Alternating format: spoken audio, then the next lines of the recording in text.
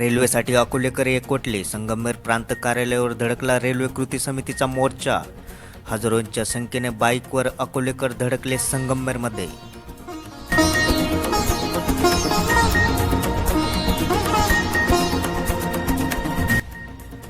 बाळासाहेब थोरात यांनी घेतली केंद्रीय रेल्वे मंत्र्यांची भेट. रेल्वे प्रश्नाबाबत केली सविस्तर चर्चा.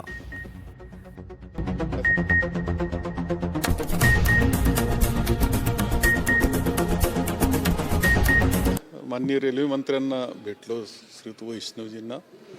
त्यांना माझी भूमिका समजून सांगितली की जो गोल्डन ट्रायंगल आहे, नाशिक पुणे मुंबई, हा एक गोल्डन ट्रायंगल आहे. पुणे नाशिक मुंबई असं जर पाहिलं तर एक ज्याला सुवर्ण त्रिकोण म्हटलं जातं. त्याचं नैसर्गिकरित्या जर रेल्वे करायची ठरली तर कशी केली पाहिजे? सरळ पद्धतीने केली पाहिजे. तो ट्रायंगलच झाला पाहिजे. असं नसताना त्याचा पूर्णपणे दिशा बदलून ती दुसरीकडे नेणं आणि जो प्रवास 2 तासात होणार होता तो 5-6 तास. नव्याने सुरू होत असलेल्या अडचणी दूर करून रेल्वे ही मूळ मार्गाने जावी अशी ठाम भूमिका बाळासाहेब थोरात यांनी रेल्वे मंत्र्यांसमोर मांडली.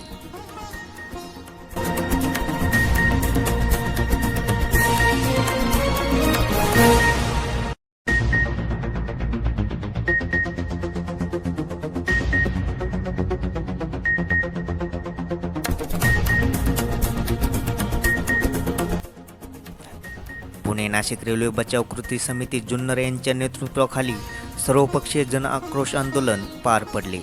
यावेळी पुणे नाशिक रेल्वे ही शिवजन्मभूमी जुन्नरमधूनच जावी असे मत आंदोलकांकडून मांडण्यात आले.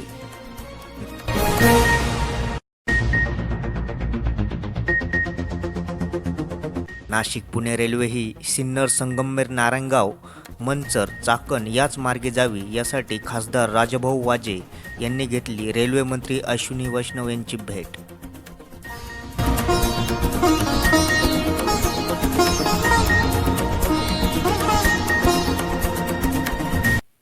नाशिक पुणे रेल्वे ही जुन्या मार्गाने जावी यासाठी खासदार भाऊसाहेब वाकचौरे, खासदार अमोल कोल्हे, खासदार राजाभाऊ वाजे यांनी रेल्वे मंत्र्यांची भेट घेऊन दिले निवेदन.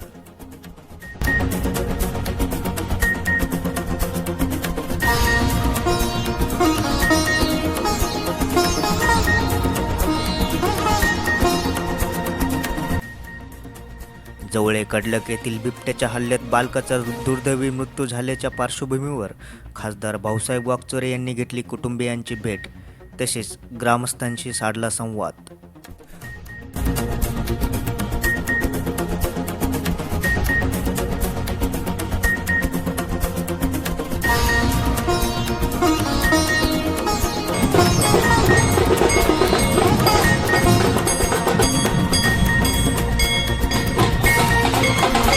अकोल्यातून रेल्वे जावी या मागणीसाठी अकोल्यातील मॉडर्न हायस्कूल, अगस्ती हायस्कूलच्या मुलांनी काढली रॅली.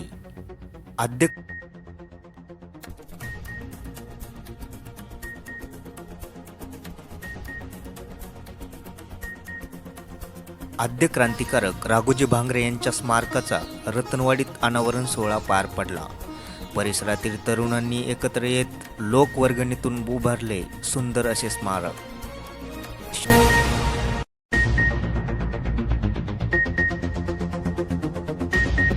चेंडी येथील लग्न सोहळ्यात चक्क पोलिसांचे बँड पथक.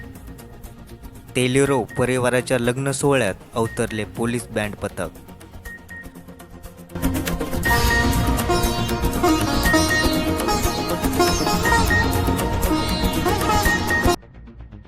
समशेरपूर आदिवासी विविध कार्यकारी सेवा सहकारी संस्थेच्या व्हाईस चेअरमनपदी चक्रधार भीमाजी सदगीर यांची एकमताने निवड.